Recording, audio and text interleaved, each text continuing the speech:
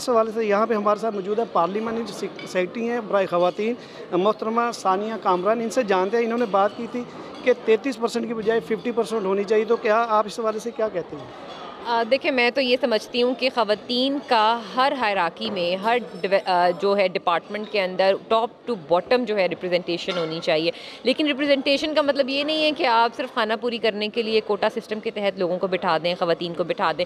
मेरे ख़्याल से कैपेबल, स्टेबल, एजुकेटेड ख़वातीन जो अपनी फ़ील्ड में बेहतरीन मेयार रखती हों, उनको डिसीजन मेकिंग का हिस्सा बनाएं। जब तक ख़ातून अपने घर से लेकर असेंबली तक और असेंबली से पार्लियामेंट तक डिसीजन मेकिंग का हिस्सा नहीं बनती, मेरे ख़्याल से वो अपनी प्रॉपर नुमाइंदगी नहीं कर सकती।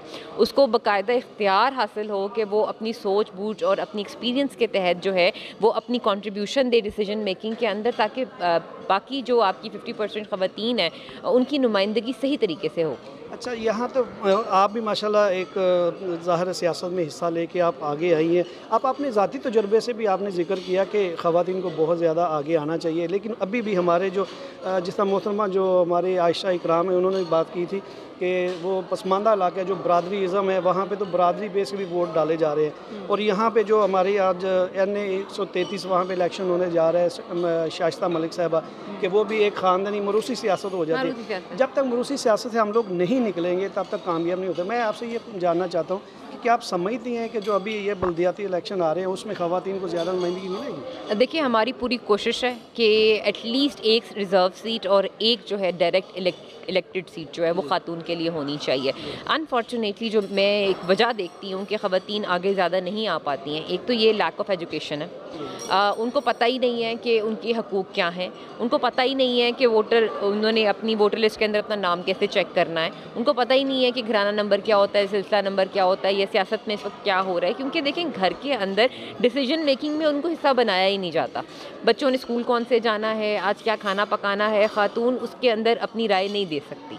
बहुत सारी जायदाद के मामलात होते हैं, हम बच्चियों को जो है उनके हकूक़ नहीं देते। जो आपका हक महर है वो एग्जिस्ट ही नहीं करता, उसका कॉन्सेप्ट। तो मैं समझूंगा कि हम बेसिकली उसके अंदर अवेयरनेस देना चाह रहे हैं और तालीम को नंबर 1 प्रायोरिटी बनाना चाह रहे हैं, ताकि एक बाशऊर, एक एजुकेटेड बाइख्तियार औरत जो है ना, वो एक बेहतरीन माशरे को जो है ना बनाती है। तो एक ख़ातून को एजुकेट करने का मतलब है कि पूरी फैमिली को एजुकेट आपने कर दिया। सबसे पहले एजुकेशन पे हमारा फोकस है, और एजुकेशन के बाद जो ख़वातीन पॉलिटिक्स को अपना करियर बनाना चाहती हैं, वो एक बात समझ लें कि उनके लिए बहुत कंपटीशन है। उन्होंने मर्दों के साथ जब मुकाबला करना है तो उन्होंने सिर्फ आकर खड़े नहीं होना, उन्होंने आकर खड़े होकर छलांग मारनी है, ताकि उनके कद के बराबर उनके जो है वो डील कर सकें। तो ये बहुत बड़ा मसला होता है। आप यकीन मानें, हम तो अगर तकरीर करने के लिए डाइस पे भी जाते हैं तो हमें एक स्टूल चाहिए होता है, नीचे उस पर खड़े होकर हम तकरीर करें। तो समटाइम्स इक्वालिटी के साथ साथ औरतों को इक्विटी देने की ज़रूरत है, ताकि वो एक मेयार पे आकर रिप्रेजेंटेशन जो है ना सियासत में कर एक सकें। सवाल जो अब वो आपके समझे कि मुझे ज़रूरत है, क्योंकि डाइस पे आपने कहा था कि जी हम लोग अभी भी तब्दीली लाएंगे। तब्दीली 3.5 साल हो चुके हैं, इसका जो एंड है वो तब्दीली आएगी कब? 3.5 साल तो हो गए, और अभी जो मुआशरे में जो आप माशाल्लाह जाती हैं, आपको पता है कि महंगाई ने आम आदमी का जो है जीना मुश्किल किया हुआ है, तो ये तब्दीली कब आएगी? देखिए, महंगाई जो है ना, ये तो एक आलमी मसला है। ये नहीं है कि ये पाकिस्तान में महंगाई इस वक्त है। आप जर्मनी के नंबर्स देख लें, आप हांगकॉन्ग के देख लें, आप अमेरिका के देख लें, आप ऑस्ट्रिया के देख लें, आप इंग्लैंड में देख लें। आप यकीन मानें, हाई कमिश्नर UK कह रहा है कि पेट्रोल नहीं मिल रहा।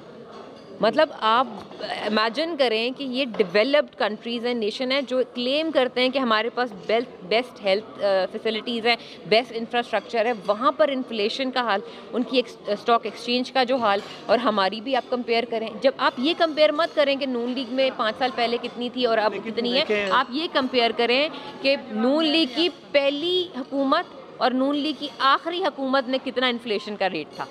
बात आपकी सही है। फिर अगर आप बैरून ममालिक की बात करेंगे, ओवरसीज़ भी बैठे हैं हमारे पाकिस्तानी, वो भी किस तरीके से मशक्क़त करते हैं। इसी अलावा मैं तो ये कहता हूँ कि फिर आप उनके मुताबिक जिस तरीके वो यूरो या डॉलर्स में उन लोगों को मुआवजा देते हैं, या उनको पर आवर डे जो उनको मुआवजा देते हैं मेहनत मजदूरी का, तो फिर यहाँ पर भी वो भी